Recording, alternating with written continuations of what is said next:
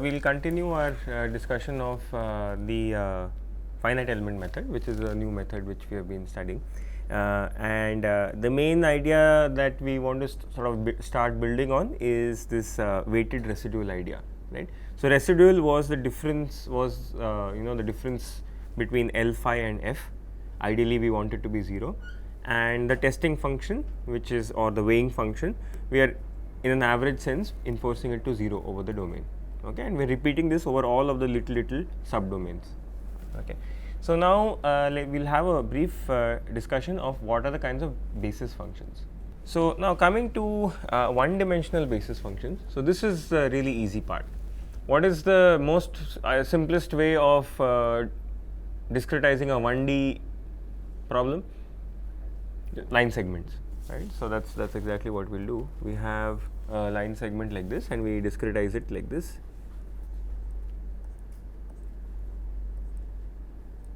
Okay. Some x is equal to 0 to x is equal to x a, something like that, right. And we have to decide what are the unknowns for this problem, okay. So, the unknowns that we will say, for example, can be the value of the function at these nodes, okay. Now, let us take one segment over here. So, this segment over here. So, this in FEM we do not call it a segment, we call it a element, okay. But when you hear the word element in 1D, you should just think of line segment, okay.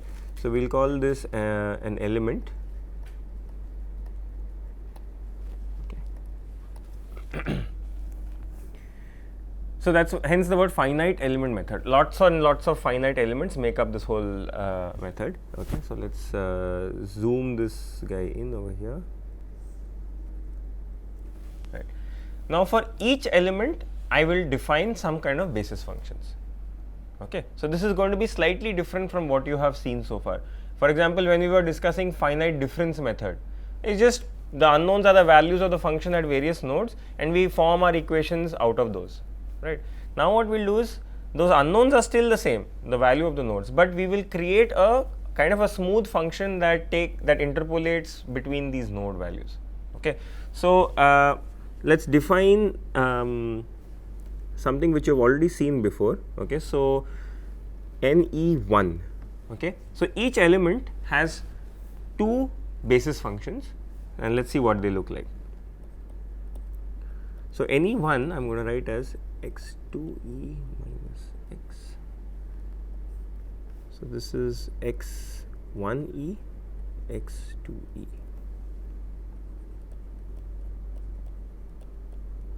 Okay. So, this is the eth segment or the eth element, which I am zooming in and showing over here, and each element in 1D will have how many nodes? 2 nodes, a left node and a right node, okay. So, the left node we are calling as with subscript 1 and the right node I am calling subscript 2, okay. So, if I take any element, so there's a kind of a local numbering. Every element has a local 1 and a 2, left and right, okay. So, this function if you look at, this is the first basis function. So, this is defined only over element E, okay, and it is 0 outside. So, you should not use this function outside the element itself. This function is defined only over the element. So, this is N1E. What about N2E? It is sort of a antisymmetric definition.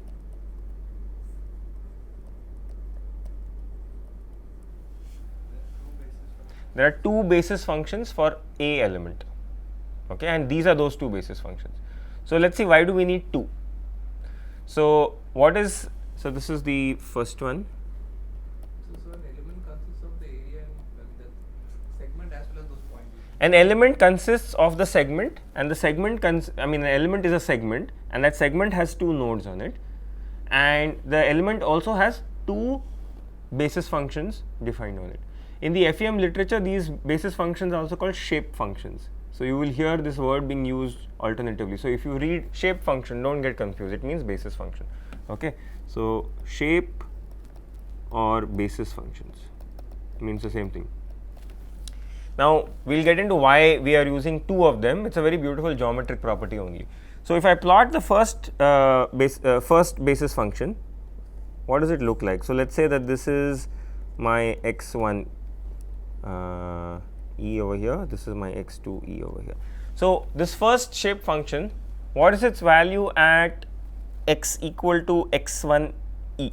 At this node, what is its value? 1, right? So its value is, let's say, 1 over here, and at x2 e 0, right? So it's a straight line in between because it's linear, right? So this is what the first shape function looks like. What about the second shape function? The other way. So it's 0 at x1 and then goes to a value of 1 at x2e, right? Now if I tell you, if I take a times n1 e plus b times n2 e x, what will this look like? It will look like a trapezium, right? So first of all, this function over here, what degree of polynomial is it? First degree, right? Both of them has a linear x term, so overall it's linear. And what are the values of this function at x1? The value of this function at x1, what is its value? A, right? So this is a. What is its value at x2? B, right? So if this is b, and we know it's linear, right? So this function is basically, right? So by using these two shape functions as your basis functions, what are you allowing? You are allowing your unknown function, which you will express in terms of these guys, to be a smoothly varying linear function between the two nodes, right? So the advantage of this is that, for example, if let me remove this b from here and put it on the inside, adjacent to this element, so if this is element e, this is element e plus 1, adjacent to it is going to be another, the next element next to it. This element will also have two shape functions, and it will obviously, since one node is common to it, right? So the next if the function can go like this, let's say, depending on the value at this point, correct? Whatever its value is. So by constructing this, it's piecewise linear, and what is the nice property that you can see coming out of this? The function given by the green curve is at least continuous. Previously, if you remember, when we had done the pulse functions, what did we do? We broke it up like this again into segments, and here we said, okay, pulse 1 has some value, so I wrote it like this, pulse 2 some other value. So even though the function is continuous, by forcing it to be on a pulse basis, I am forcing it to become discontinuous.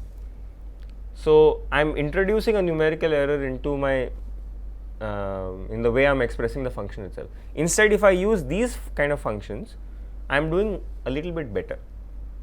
So this is the only thing we did in triangular pulse. Exactly. So this is what we studied earlier in the case of triangular pulse. Right? That's right. Right. So FEM does not consider pulse basis at all, whereas you could use pulse basis in the earlier methods, and you got little bit you got higher errors. So like I said, this is nothing new. In fact, these polynomials, we all know what are they called? Lagrange polynomials.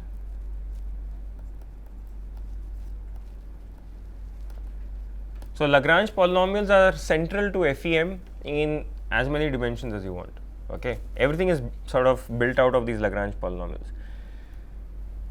You can even go fancier than this. Why stop at linear? You can also go to quadratic. But what do you need more than? What more do you need then?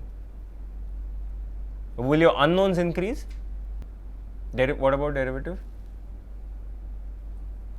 So this function that I have shown here is not different. Is not. It's not differentiable at the node points. That is fine, but in between it is One differentiable. more point between. Exactly. So if I wanted to introduce a quadratic approximation to this, then I would need one more node over here. So your number of unknowns increases. Okay, but the element stays the same. The element is this. Now you can say in this element I want how many shape functions, how many unknowns, right? So those are called higher order elements. So this is the most basic. Some people call it first order element, some people call it zeroth order element. Okay, they have different conventions. So we'll call this a first order element. Increase the number of points. Yeah, so if I introduce, okay, so the question is if I introduce one more node over here, I can make my elements smaller and have piecewise linear between them, or I can keep the element size the same and now use a quadratic in between. Both possibilities exist, and both will give you different quality of solutions. Okay, you get by forcing the function to be quadratic, you may be able to enforce better properties on the solution. Apart from continuity, you may also be able to get differentiability, right? So those are the trade-offs. The math gets a little bit more complicated the higher order of polynomials you impose over here. Okay, so I mean this was something that you've already seen before, not very surprising. Okay, so any questions on this before we go to 2 dimensions? If you have 2 nodes, can you say that again? If you have 2 nodes, Polynomial can still be. okay, can you use with 2 nodes you can only fit a line through it. What you are thinking of is Gauss quadrature, which is the integral of a function over the given interval. Here we are not considering integration, we are just talking about given these 2 nodes how many degrees of freedom are there, right? So if I have 2 points I can only fit a line through it, I can't do anything better. Fine. Okay, so this is in 1 dimension.